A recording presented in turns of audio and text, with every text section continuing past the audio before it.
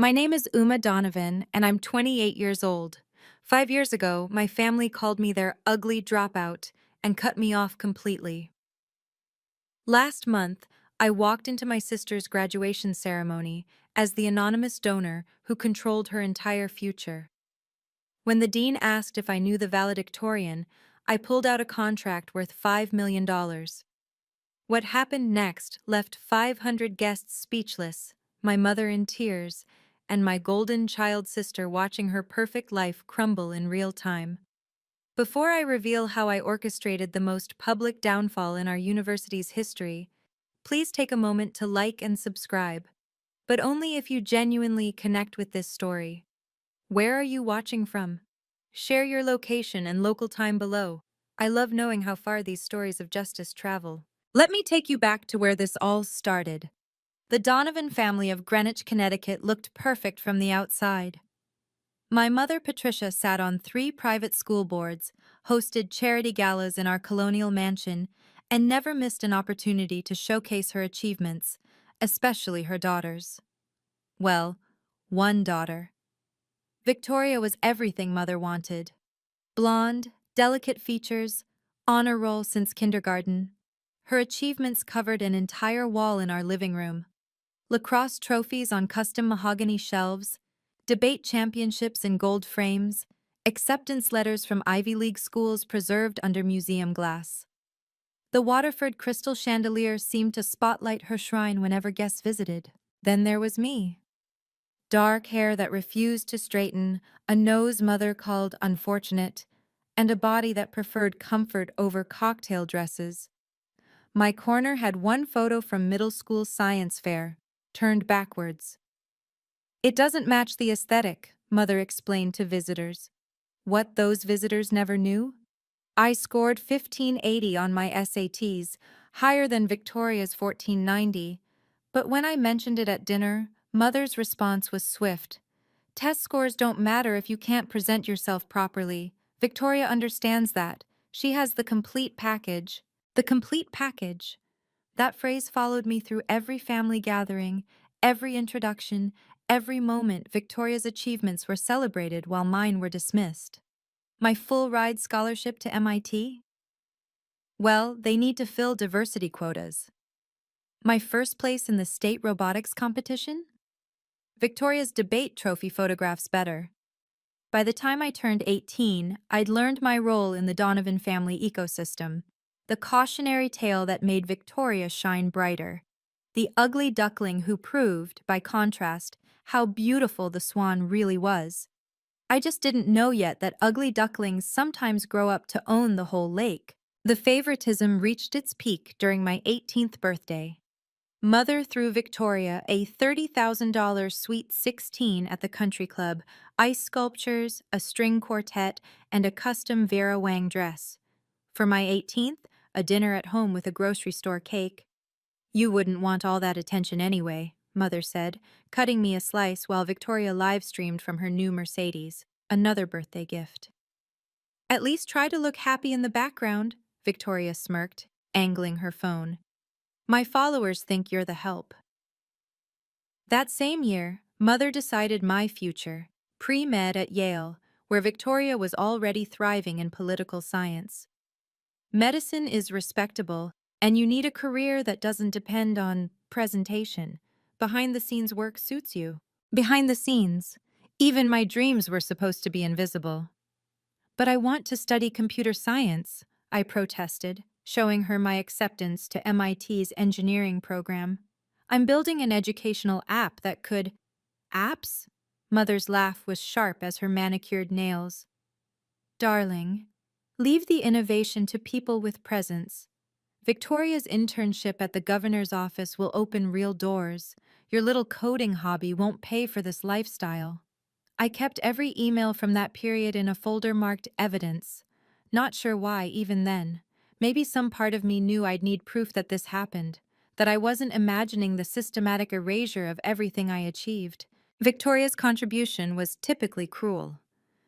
Maybe if you spent less time hiding behind a computer screen and more time at the gym, Mother would take you seriously. I mean, look at us together. People think you're adopted. The irony? While they mocked my coding hobby, my educational app already had 5,000 beta users. High school teachers were emailing me daily, begging for full access. But in the Donovan house, if it didn't come with a gold frame or a society page mention, it didn't exist. Something inside me was keeping score, saving receipts. I just didn't know what for yet. Thanksgiving sophomore year became my breaking point. I just secured my first angel investor meeting for my educational platform, now with 10,000 active users. I made the mistake of sharing the news at dinner. So this computer thing is why your grades are dropping? Mother carved the turkey with surgical precision. Victoria made Dean's List again, and you're wasting Yale's resources on some internet project? It's not just some project. Schools in 12 states are implementing. Victoria interrupted with her phone raised.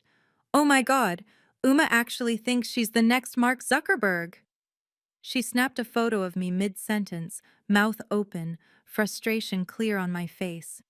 This is hilarious.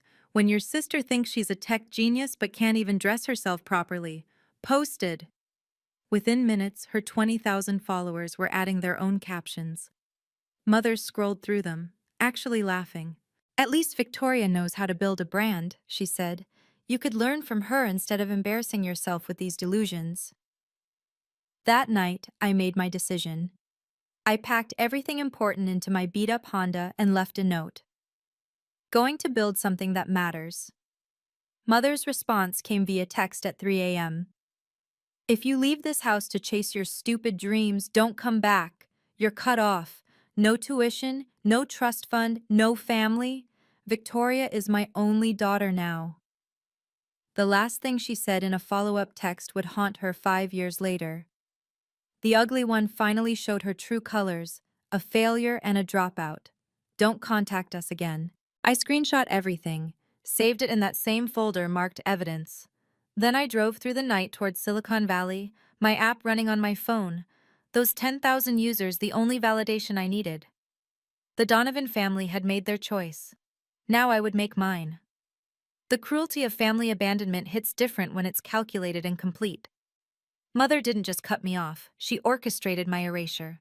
She changed the locks on the house within 48 hours, removed my name from the family phone plan, told the country club I'd had a mental breakdown and shouldn't be allowed on the premises.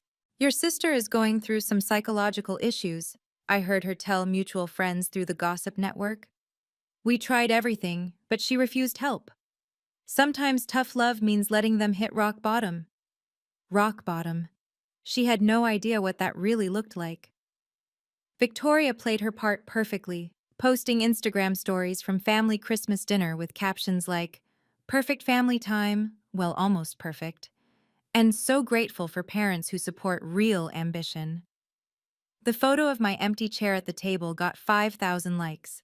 Meanwhile, I was sleeping in my Honda in a Walmart parking lot, showering at the gym, and working 3 jobs to keep my startup alive. Morning shift at Starbucks, afternoon tutoring, night coding until 3 a.m. My app had grown to 50,000 users, but without funding, the servers kept crashing. The worst part? Victoria sent me screenshots of my failures. Saw your app is down again. Maybe this is the universe telling you to give up? Then, Mom's redecorating your old room. It's going to be her new gift wrapping station. I saved every message, every cruel text, every mocking email. My evidence folder grew alongside my exhaustion. 47 venture capitalists rejected my pitch. Interesting concept, but you lack the pedigree we typically invest in. Translation: no family connections, no Ivy League degree to finish, no trust fund to fall back on. One investor actually Googled me during the meeting and asked about the family situation. Apparently, Mother's gossip had reached San Francisco. But anger is a powerful fuel. Every rejection, every night in my car, every cruel message from Victoria, I converted it all into code, into features, into determination. My family thought they'd buried me. They didn't realize they'd actually planted me. 2 months of living in my car broke something in me, or maybe it forged something harder. December in California isn't Connecticut cold, but at 3 a.m. in a parking lot, wrapped in a sleeping bag from Goodwill, it's cold enough to make you question everything. The morning Starbucks manager found me brushing my teeth in the employee bathroom. I thought it was over. Instead, she quietly handed me a bag with a sandwich and said, "I've been there. Keep pushing." That same day, Victoria sent another email with the subject line, "Life Update." Just wanted you to know I got the Richardson Scholarship, $200,000 for my senior year and graduate school. Mom threw a surprise party at the club. Everyone asked about you. Mom told them you're finding yourself in California. LOL. How's the car? Still pretending to be the next Steve Jobs while flipping lattes? I stared at that email on my cracked phone screen, rain starting to hit my windshield. My app had 75,000 users now, but I couldn't afford proper servers. Teachers were begging me not to shut down, sending testimonials about struggling students who'd finally started succeeding. "While you're flipping burgers," Victoria's next text read, "I just got into Harvard Law's early admission. Mom's already planning my graduation party. Shame you won't be invited to that one either." That night, I did something I'd never done before. I replied to one of her messages. "Congratulations, Victoria. Save these texts." "Why? Planning to show them to your therapist?" Something like that. I didn't tell her I'd just been accepted to speak at TechCrunch Disrupt's Startup Battlefield, or that my session on educational equity through technology was already sold out. Some things are better kept in the evidence folder until the right moment. Rock bottom, I learned, is just the foundation for everything you build next. Everything changed at a hackathon in Palo Alto. 48 hours straight of coding, fueled by free Red Bull and determination. I hadn't slept in my car for 3 days, saving gas money for the entry fee. "Your platform is processing how many students?" Marcus Chen, a judge and angel investor, stared at my demo. With no funding? 75,000 active users across 16 states. I showed him the testimonials from teachers, the improvement metrics, the waiting list of schools begging for access. "And you're living in your car to keep this running?" I nodded. No point hiding it. The parking permit on my dashboard was visible. Marcus made a call right there.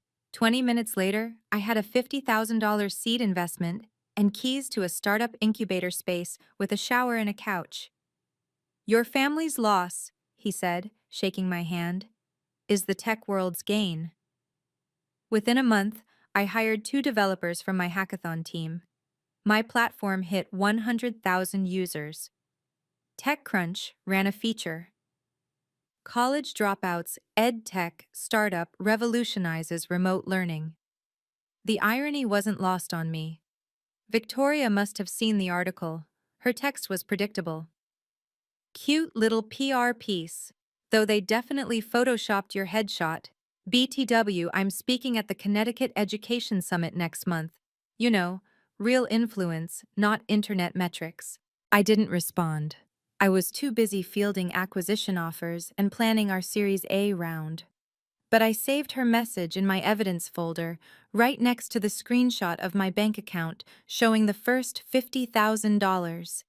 The girl living in her car 6 weeks ago now had a team, an office, and a mission. But more importantly, I had something my family never expected me to have: patience. The best revenge isn't served cold, it's served with documentation. 3 years of silence ended with a LinkedIn notification. "Patricia Donovan viewed your profile." My company was now valued at $10 million. We'd just announced our Series B funding. The Wall Street Journal called us the future of educational technology. Suddenly, my mother remembered I existed. The message came 2 days later, formal as a subpoena. "Uma, I hope you're well. Victoria is applying to the Fletcher Fellowship, the same accelerator program you apparently graduated from. As her sister, the least you could do is write a recommendation letter. Family supports family, regardless of past misunderstandings." Past misunderstandings. That's what she called abandoning me to live in my car. "I need this by Friday," her follow-up read. Don't embarrass the family further by being petty. I drafted my response carefully. I cannot write a recommendation for someone I don't know professionally. Best of luck to Victoria. Mother's next message dropped all pretense. After everything we invested in your education, this is how you repay us? Victoria has worked harder than you ever did. If you don't help her, I'll make sure everyone in your precious tech world knows about your mental health issues and unstable past. Mental health issues. The ones she invented when she kicked me out. Do what you need to do, I replied. She did. Within a week, posts appeared on alumni networks about my troubled history and family estrangement due to psychological problems. Victoria contributed her own LinkedIn article, When Success Comes Despite a Difficult Sibling, My Journey. She actually monetized our relationship, painting herself as the supportive sister who tried to help her struggling sibling. One potential partnership, a $2 million deal with an educational publisher, called to discuss concerns about my background. They pulled out the next day. But while my family was playing checkers, I'd been playing chess. Every post they made, every lie they spread, every threat they issued, I documented it all. My lawyer called it a gift-wrapped defamation case. Should we proceed with legal action? She asked. Not yet, but start preparing the paperwork. The family's retaliation was swift and vicious. Mother posted in the Yale alumni Facebook group about her heartbreak over her daughter's refusal to seek help. Victoria started a whisper campaign, calling my former classmates with concerns about my stability and suggesting they distance themselves professionally. I'm just worried about her, Victoria told a mutual connection, who immediately forwarded me the conversation. She's always been jealous of my success. Now she's trying to sabotage my fellowship application out of spite. The irony burned. She had everything, the family support, the trust fund, the connections, and still needed to destroy me to feel secure. 3 more investors expressed concerns. My board called an emergency meeting.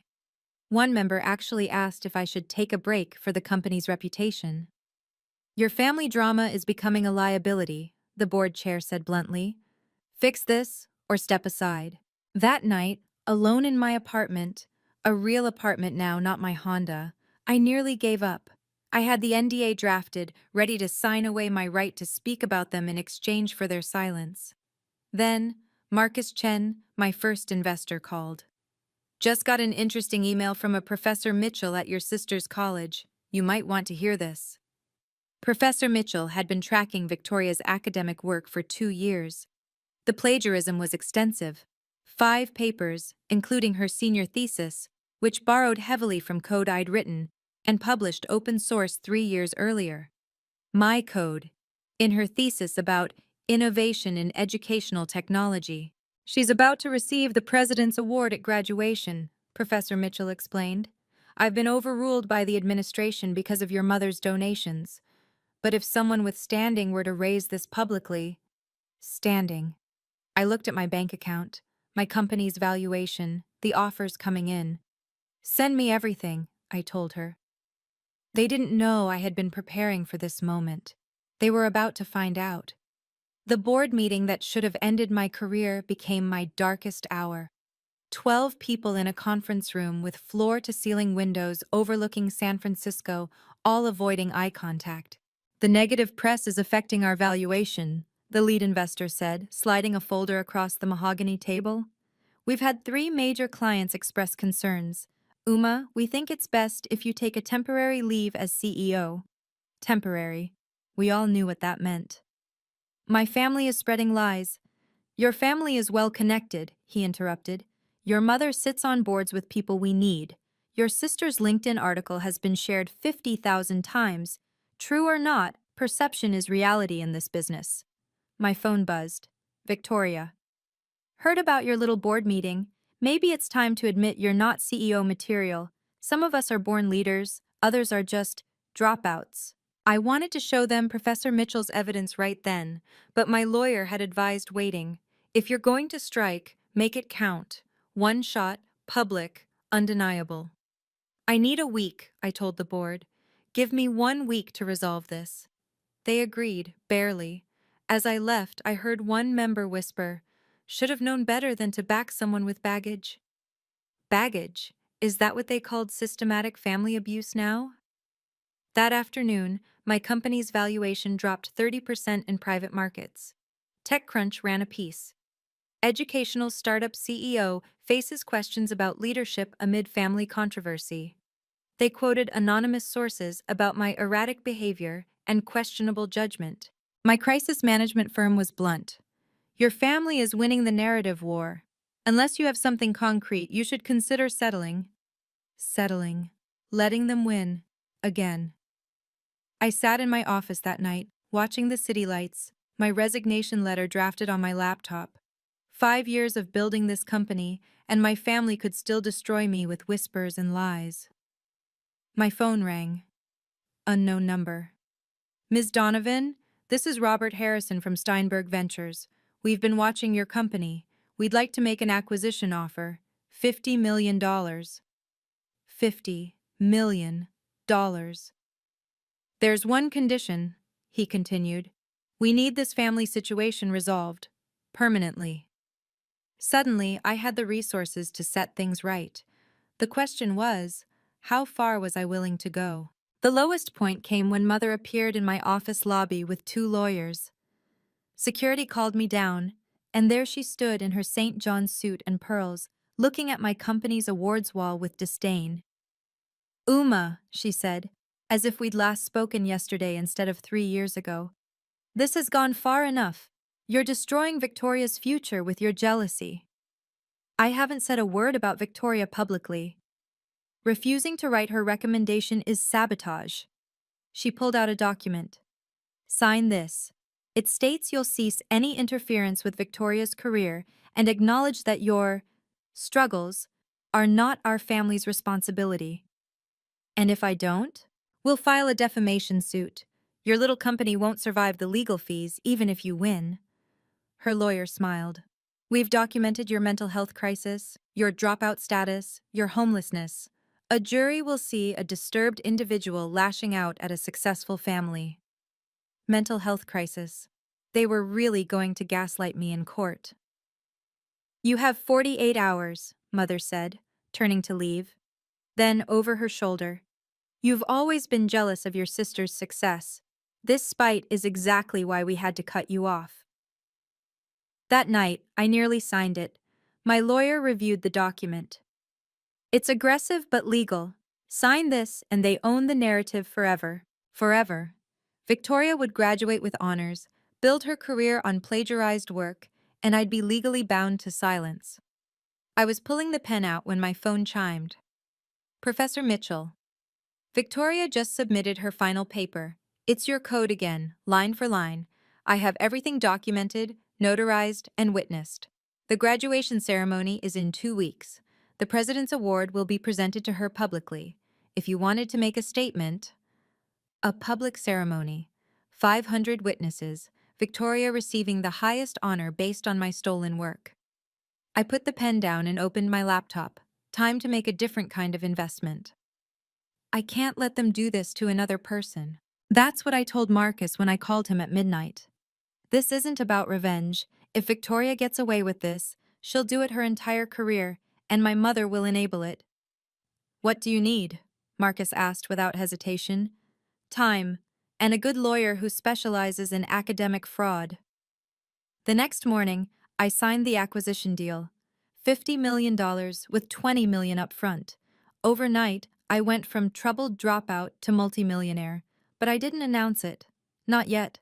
Professor Mitchell sent me everything. 5 papers, 3 presentations, and Victoria's senior thesis, all containing my code, my algorithms, even my comments that I'd forgotten to remove from the open-source repository. She didn't even change the variable names, Professor Mitchell said. It's the sloppiest plagiarism I've seen in 20 years. But your mother donates $500,000 annually. The administration won't touch her. Won't. Not can't. There's a difference. I spent the next 3 days researching Victoria's college. They were launching a capital campaign for a new technology center. They needed $10 million. They had raised 4. What if an anonymous donor offered 5 million? I asked my lawyer. That would make them the largest donor in the school's history. And if that donation came with conditions? She smiled. Every donation does. What kind of conditions are we talking about? The kind that are ironclad and retroactive. That afternoon, I created the Foundation for Educational Integrity. Its first act would be a transformative gift to Victoria's college. The contract was 30 pages long, but the key clause was simple. Any student found guilty of academic fraud would trigger an immediate review and potential revocation of all honors, scholarships, and degrees. Retroactive to the current academic year. Victoria's graduation was in 10 days. Time to see if money could buy justice. At this point, many people would say I should just move on and let karma handle it. But sometimes karma needs a little help from good documentation and contract law. If you've ever been gaslit by toxic family members who rewrote history to make themselves the heroes, type boundaries in the comments below. And if this story resonates with you, a simple like helps it reach others who need to hear they're not alone in dealing with family betrayal. Now, let me tell you about my 2-year plan that was about to unfold. The acquisition announcement changed everything, but I kept it quiet for exactly 6 days. My board, thrilled with the exit, agreed to let me handle the family situation my way. $50 million buys a lot of patience. Congratulations, my new CEO sent via text. Take your time with the transition. We want you happy and focused. Happy. I hadn't felt that in years. But I was about to feel something better. Vindicated. The same day, Dean Harrison from Victoria's College called personally. Ms. Donovan, we've received your foundation's pledge. $5 million is transformative. The board is meeting tomorrow to approve the terms. All the terms? I asked. Every single one. The academic integrity clause is actually something we've wanted to implement for years. Your donation gives us the leverage to enforce it. Leverage. My new favorite word. Meanwhile, my family had no idea. Victoria posted another Instagram story from campus. Final week before graduation. Can't wait for everyone to see me get the President's Award. Hashtag blessed, hashtag hard work pays off. Hard work. She meant my hard work, stolen line by line. Mother sent one last threatening email. 24 hours left to sign our agreement, or we file suit Monday morning. Don't test me, Uma. You've always been too emotional to think strategically. I forwarded it to my lawyer with one word. Evidence. That night, I stood in my empty office, the acquisition team would move in next week, and looked at my wall of code printouts. 5 years ago, I'd written those algorithms while sleeping in my car, dreaming of helping struggling students. Victoria had copy-pasted them into a thesis about innovative solutions for educational equity. The irony was perfect. She'd stolen my work about helping others to help herself. My phone buzzed. The dean again. The board unanimously approved your donation. The announcement will be made at graduation, right before the President's Award. You're invited as our guest of honor, though you can remain anonymous until the ceremony if you prefer. Anonymous until the ceremony. Even better than I'd planned. I'll be there, I replied. Save me a seat on stage. With $5 million committed and the contract signed, I began Phase 2. Documentation. My lawyer hired a forensic analyst to compare Victoria's papers with my published code. The results were damning. 92% similarity, the analyst reported. She literally copied your GitHub repository and pasted it into her thesis. The timestamps show your code was published 2 years before her first draft. Is this enough for academic fraud? This is enough for criminal copyright infringement, but I assume you want to handle this differently? I did. Criminal charges would make me look vindictive. But a donation contract with an integrity clause? That was just good governance. Dean Harrison called again. Ms. Donovan, I need to inform you of something delicate. We've received an internal complaint about Victoria Donovan's academic work. Given your donation's integrity clause, we're obligated to investigate before graduation. Who filed the complaint? I asked, knowing the answer. Professor Mitchell. She's been documenting issues for 2 years, but was previously overruled. Your donation changes the dynamics. If fraud is discovered, we'll have to act, regardless of considerations. Other considerations, like my mother's $500,000 annual donations. I understand, I said. The Foundation's position is clear. Academic integrity is non-negotiable. The investigation will be complete by graduation day. If violations are found, we'll need to address them publicly, given the President's Award is a public honor. Publicly.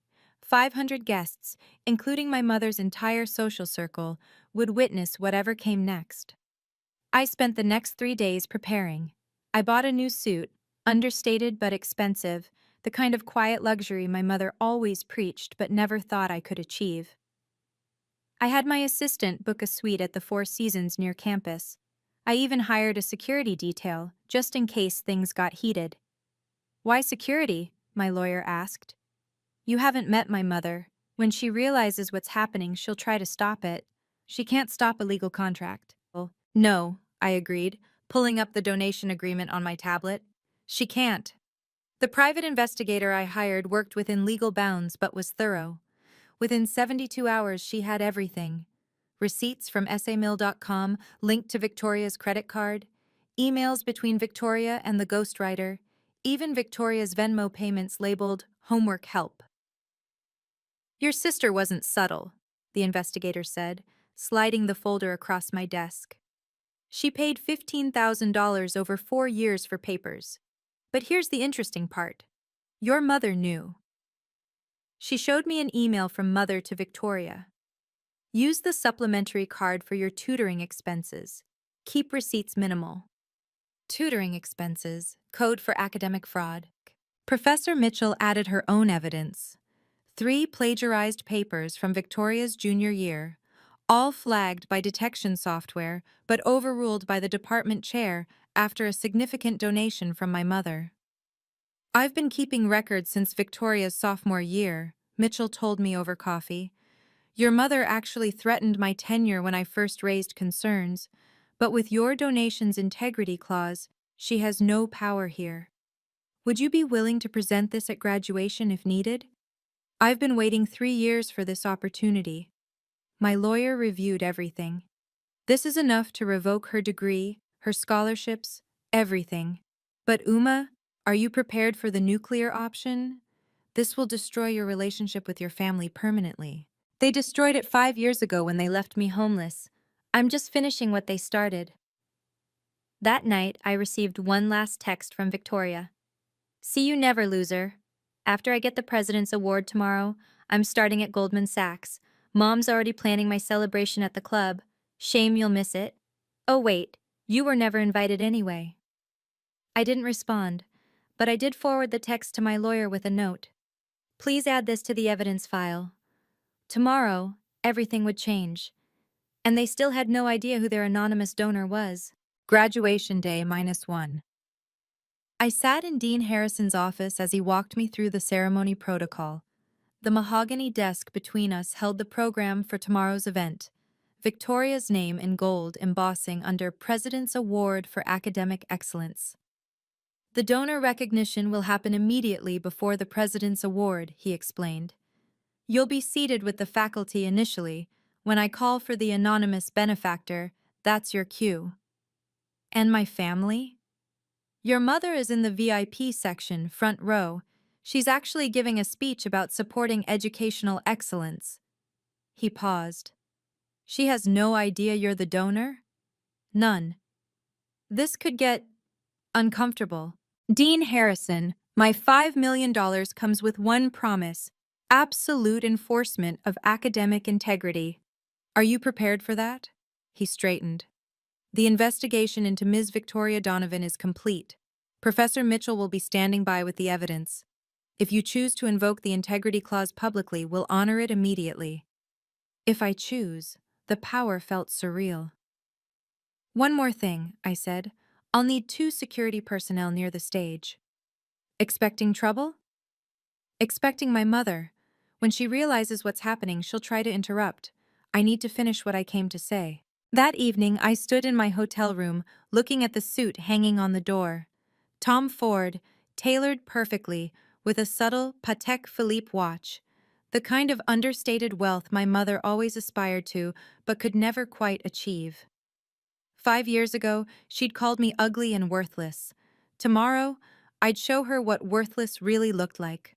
My phone buzzed. Marcus, you sure about this? Once it's done, there's no going back. They had 5 years to reach out with genuine apology. Instead, they tried to destroy my company last week. Then give them hell. Professionally, of course. Professionally. That was the key. No emotional outbursts, no vindictive speeches, just facts, contracts, and consequences. In 12 hours, I texted back, everything changes. The evidence folder on my laptop contained 247 files. Tomorrow, they'd all matter. Graduation morning arrived crisp and bright, the kind of New England spring day that looked designed for Instagram stories. 500 guests filled the auditorium, a sea of pastels and proud parents. I entered through the back, my Tom Ford suit drawing a few appreciative glances, but no recognition. 5 years and 30 pounds of muscle from stress-driven gym sessions had changed me enough. From my seat in the faculty section, I could see everything. Mother held court in the front row, her coral Chanel suit perfectly coordinated with her pearl clutch. She was telling another parent about Victoria's exceptional journey and her upcoming position at Goldman Sachs. Victoria sat with the honors students, her blonde hair gleaming under the lights, her smile practiced and perfect. She kept checking her phone, probably monitoring the likes on her big day posts. The ceremony began with the usual speeches about achievement and future potential. Then Dean Harrison took the podium. Before we present our highest honor, I want to recognize an extraordinary act of generosity. An anonymous donor has contributed $5 million to establish our new Center for Educational Technology and Integrity. Murmurs rippled through the crowd. $5 million was unprecedented for this school. This transformative gift comes with a powerful mission to ensure that academic excellence is always paired with academic integrity. The donor is here today and has asked to remain anonymous until this moment. Mother was scanning the crowd, probably calculating which of her society friends had that kind of money. I'd like to invite our benefactor to the stage, Dean Harrison continued. Ms. Uma Donovan. I stood. The auditorium fell silent. You could hear pearls clutching. Mother's face went from confusion to recognition to horror in 3 seconds. Victoria's phone clattered to the floor. Someone in the back whispered, "Is that the Donovan family's other daughter?" I walked to the stage with measured steps, my security detail subtly positioning themselves near the stairs. Professor Mitchell moved closer to the podium, iPad in hand. Dean Harrison shook my hand. "Ms. Donovan, would you like to say a few words?" I took the microphone and looked directly at my mother's stunned face.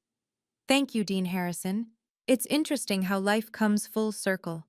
5 years ago, I was called ugly, worthless, and a dropout by the people who should have loved me most. Today, I stand here as proof that sometimes the best families are the ones we build ourselves." Victoria was trying to leave her seat. An usher gently blocked her path. Time for the real show to begin. "Education saved my life," I continued, my voice steady through the microphone. "When my biological family abandoned me for dropping out to pursue my passion, teachers and mentors became my chosen family. That's why I'm donating this money, to ensure that every student has the support they deserve." Mother was on her feet now, trying to move toward the stage. Security stepped forward subtly. "But support must be paired with integrity," I said, looking directly at Victoria. "Excellence without honesty is just fraud with a fancy degree." Dean Harrison cleared his throat. "Speaking of excellence, we're about to present the President's Award to Ms. Victoria Donovan." "Actually," I said, still holding the microphone, I need to invoke Section 7.3 of my donation agreement. The dean nodded gravely. He'd been expecting this. Victoria's face had gone pale. She knew something was coming, but not what. Section 7.3 states that any recipient of college honors must meet the highest standards of academic integrity. If violations are discovered, even after the fact, all honors and scholarships are subject to review and revocation. This is ridiculous, Mother's voice cut through the auditorium. You can't hijack my daughter's graduation with your jealousy. I'm not hijacking anything, Patricia. First name, a calculated choice. I'm simply ensuring that the college's standards are upheld. Professor Mitchell, would you join us? Mitchell walked onto the stage with her iPad, her expression professionally neutral. Professor Mitchell has been documenting academic irregularities for 3 years, I announced.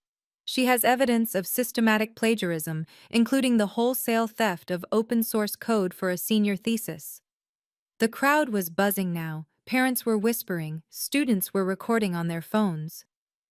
That code, I continued, was written by me, published 2 years before Victoria's thesis. She didn't just steal ideas, she copied and pasted my work, line by line, and submitted it as her own. You're lying, Victoria finally found her voice. You're just bitter because I succeeded where you failed. I smiled calmly. I sold my company for $50 million last week. You plagiarized my code. Which one of us failed exactly? The gasps from the audience were audible. Mother sank back into her chair. Success, I said, letting the word hang in the air, cannot be built on a foundation of lies. When I created my educational platform 5 years ago, sleeping in my car because my family had disowned me, I open-sourced the code. I wanted to help students everywhere, regardless of their circumstances. I clicked a button on the presentation remote. Behind me, the screen lit up with side-by-side comparisons. My GitHub repository from 2021 and Victoria's thesis from 2024. Every algorithm, every function, even my commenting style, all copied directly into what Victoria called her innovative approach to educational technology. The evidence was undeniable. The timestamps, the variable names, even my typos that Victoria had failed to correct.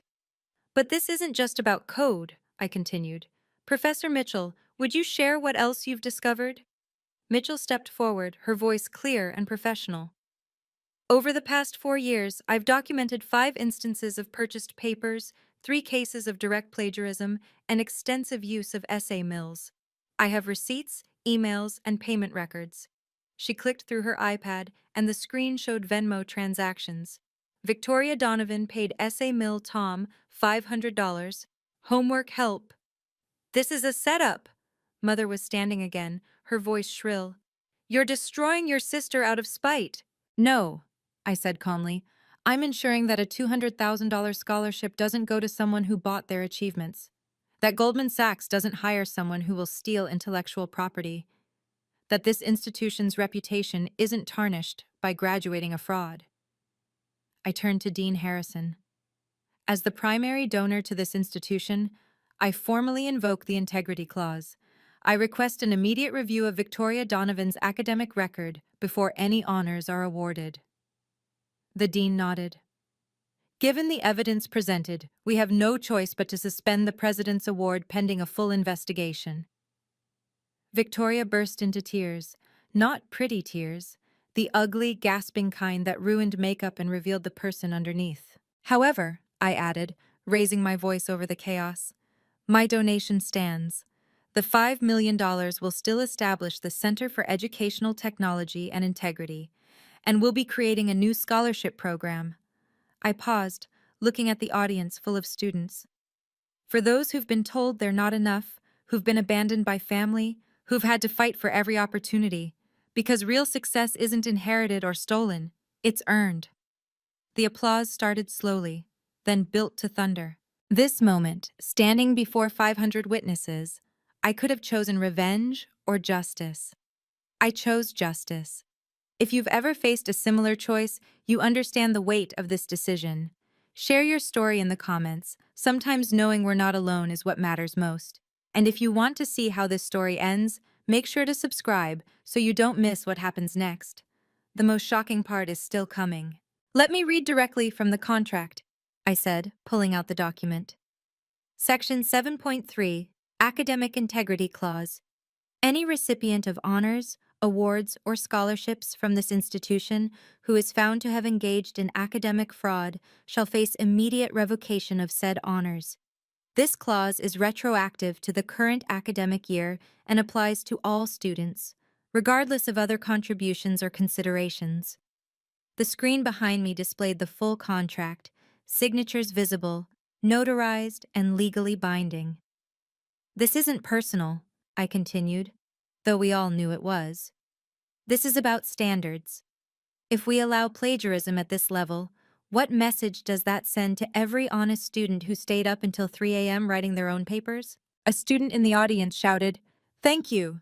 Others began clapping. Dean Harrison took the microphone. The evidence presented requires immediate action. Ms. Victoria Donovan, please remain after the ceremony. The President's Award is hereby suspended pending full investigation. You can't do this! Mother was trying to climb onto the stage now. Security moved to intercept. I've donated $500,000 to this school. And I've donated $5 million, I said coolly, with explicit conditions that you helped make necessary. Professor Mitchell pulled up another slide. This email from Patricia Donovan to her daughter explicitly discusses tutoring expenses that correspond exactly with payments to essay mills. The email was damning. Use the supplementary card for your tutoring expenses. Keep receipts minimal. Remember, presentation matters more than process. You encouraged her to cheat, Mitchell said, looking at my mother. You funded it. You covered it up when faculty raised concerns. This isn't just about Victoria. It's about a systematic undermining of academic integrity. The crowd was in uproar now. Parents were arguing, students were filming, and somewhere in the chaos, a reporter was speaking rapidly into her phone. As of this moment, Dean Harrison announced, all honors and scholarships awarded to Victoria Donovan are suspended. The board will meet Monday for a full review. Victoria stood up, mascara streaming down her face. You ruined my life. Goldman Sachs will withdraw their offer. Goldman Sachs doesn't hire plagiarists, I said simply. I should know. I'm meeting with their venture capital arm next week about my new company. The truth of it hit her then. While she'd been stealing my old code, I'd been building an empire. Professor Mitchell wasn't finished. She connected her iPad to the presentation system, her voice cutting through the chaos with surgical precision. I want the audience to understand the scope of this fraud, she announced. This isn't a single desperate mistake. This is systematic deception spanning 4 years. The screen filled with evidence. 5 plagiarized papers, each with side-by-side comparisons showing original sources and Victoria's submissions. The similarity percentages range from 78% to 94%. The senior thesis was the boldest theft, Mitchell continued. Ms. Victoria Donovan submitted 12,000 words about educational technology innovation. 11,000 of those words were code and documentation created by Donovan and published on GitHub in 2021. She clicked again. Here are the payment records. $15,000 over 4 years to various essay mills, paid for by a credit card in Patricia Donovan's name. Mother had stopped trying to reach the stage. She stood frozen, watching her carefully constructed world collapse. But the most damaging evidence, Mitchell said, is this email chain from last year. The screen showed an exchange between Victoria and someone named Academic Helper Pro. Victoria. Need a paper on educational equity. Has to sound smart, but not too technical. Helper. I can repurpose some open source code I found. Kid named Donovan posted it. She's nobody. Victoria. Perfect. She's my loser sister who dropped out. No one will ever check. The auditorium went silent. I hadn't known about that email. The casualness of it, calling me nobody, using my failure as cover for her fraud, hit harder than expected.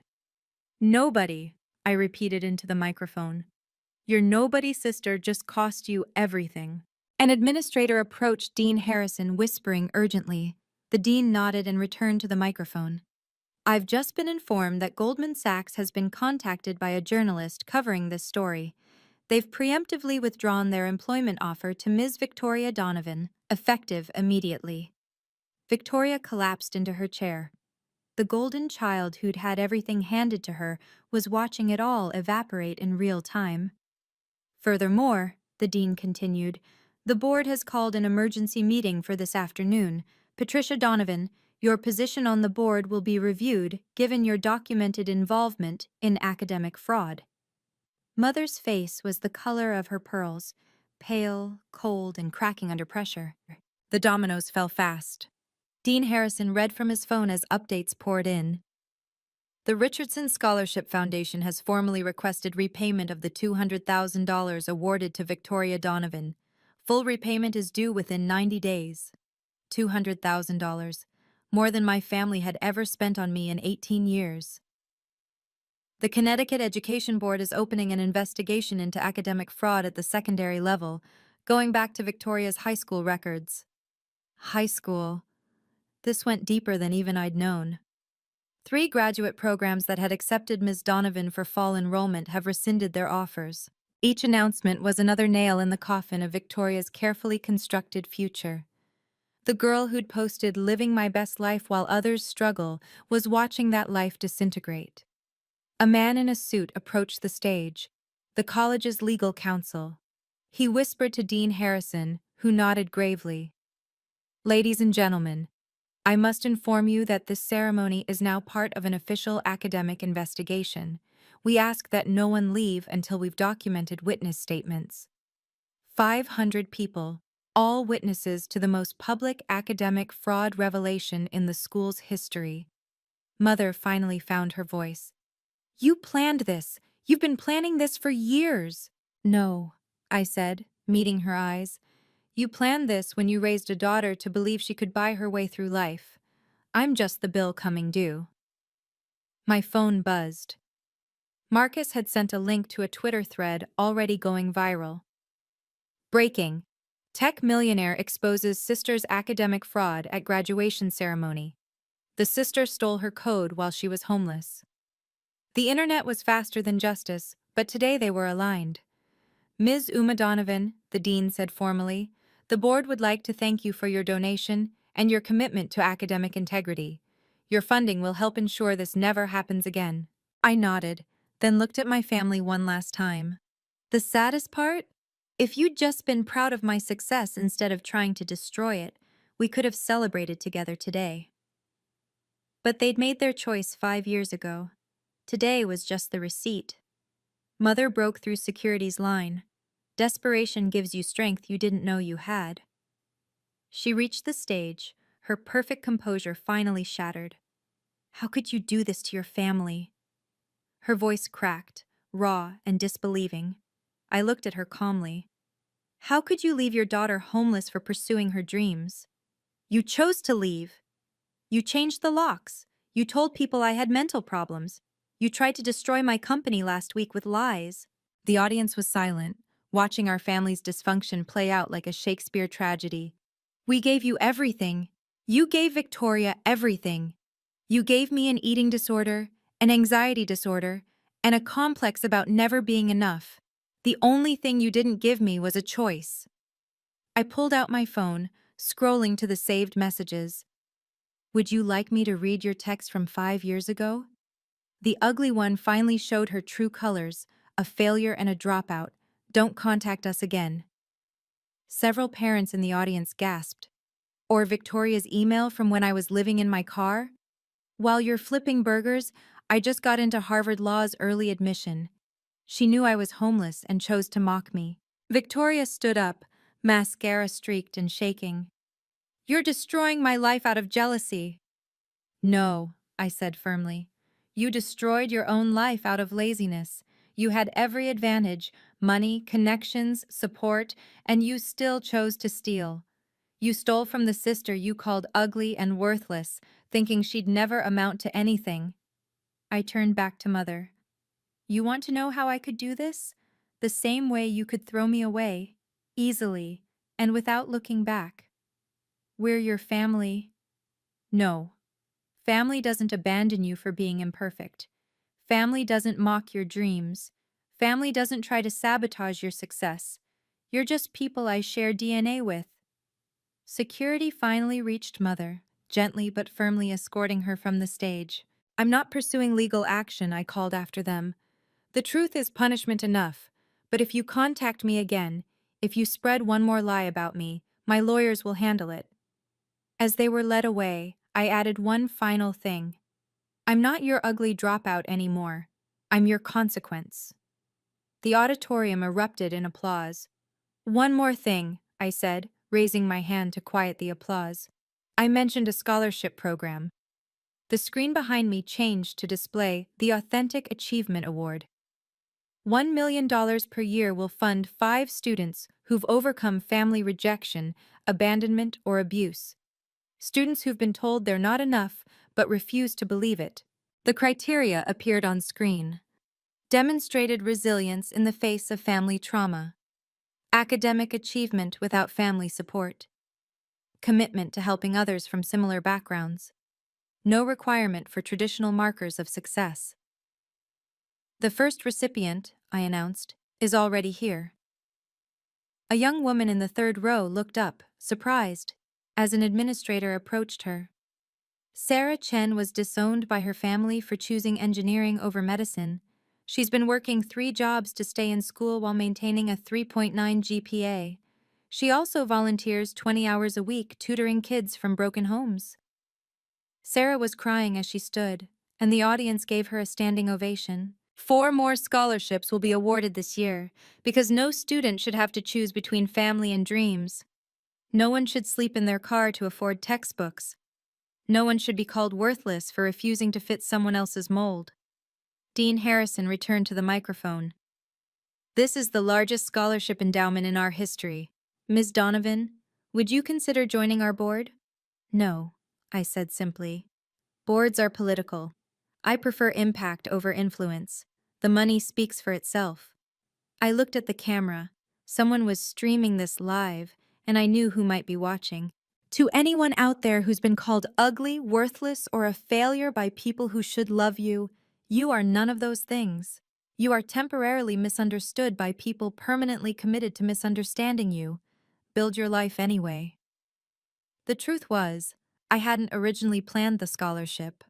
But standing there, watching Sarah Chen cry with relief, I realized this was what the money was really for. Not revenge. Redemption. Not just mine, but for everyone who'd been where I'd been. Success, I concluded, isn't about proving them wrong, it's about proving yourself right. 6 months later, the full aftermath was clear. Victoria's degree was officially revoked after a thorough investigation revealed the fraud went back to freshman year. She had to repay $200,000 in scholarship money, forcing my parents to sell their vacation home in the Hamptons. Mother was permanently removed from all academic boards. The scandal followed her through Connecticut society. Turns out, encouraging academic fraud is worse for your reputation than having an ugly dropout daughter. Victoria's Instagram, once filled with luxury and accomplishment, went dark. The last post before deactivation was a Notes app apology that reeked of legal counsel. I take full responsibility for my actions and am seeking help for my issues. Meanwhile, my company's valuation hit $100 million after the acquisition expansion. We'd helped 500,000 students across all 50 states. The technology Victoria had stolen for her thesis was now the backbone of educational programs in underserved communities. 15 students had received the Authentic Achievement Award so far. Their stories made mine look easy. Kids who'd been kicked out for being gay, disowned for refusing arranged marriages, abandoned for having learning disabilities. Each one brilliant, resilient, and determined to succeed despite everything. The letters poured in daily, hundreds of people sharing similar stories of family rejection, theft, and gaslighting. I read every one, though I couldn't respond to all. 3 months after graduation, I received a letter with familiar handwriting. No return address, but I knew. Uma, I know I have no right to contact you. I'm in therapy now, real therapy, not the kind where you pay someone to agree with you. I'm beginning to understand what we did to you. What I did. I'm not asking for forgiveness. I'm not asking for anything. I just wanted you to know that I see it now, how wrong we were, how cruel I was, how much you achieved despite us.